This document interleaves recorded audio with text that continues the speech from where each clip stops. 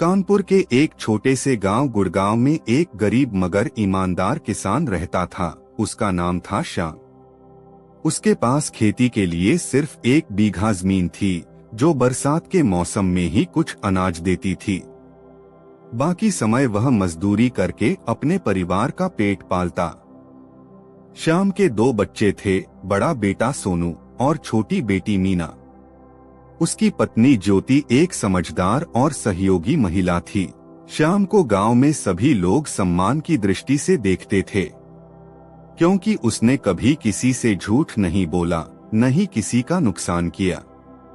लेकिन गरीबी की वजह से उसके बच्चे अक्सर ताने सुनते कि तुम लोग गरीब हो, ईमानदारी का क्या फायदा। सोनू कई बार अपने पिता से पूछता, बाबा, अगर ईमानदारी से पेट नहीं भरता तो फिर क्या फायदा है सच्चा बनना। श्याम मुस्कराता और कहता, बेटा, ईमानदारी की कीमत पैसों से नहीं, आत्मसंतोष से तय होती है। समय आने पर तुझे इसका फल जरूर मिलेगा। एक दिन की बात है, श्याम को अपने खेत में हल चलाते वक्त एक पुराना तांबे का घड़ा मिला। उसने घड़ा खोला तो उसकी आंखें चौंधिया गईं। घड़े में सोने के इतने सारे सिक्के, हे भगवान, पता नहीं किसका होगा। पहली बार श्याम के मन में झगड़ा हुआ। उसने सोचा, मेरे पास सालों से पैसे नहीं है, घर की हालत भी खराब है, बेटी की शादी करनी है, बेटे की पढ़ाई रुक चुकी है।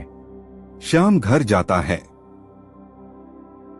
और अपनी पत्नी ज्योति से यह सब घटना के बारे में बताता है। ज्योति ने कहा, भगवान ने खुद तुम्हारे हाथ ये खजाना भेजा है, इसे अपनाओ। लेकिन श्याम को चैन नहीं मिला। उसने तय किया कि मैं खुद वहां जाकर गांव के जमींदार से बात करूंगा, क्योंकि घड़ा शायद उनके खेत का हिस्सा है।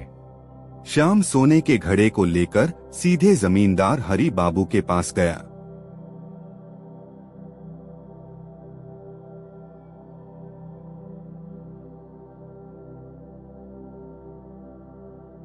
मालिक, ये घड़ा खेत से मिला है।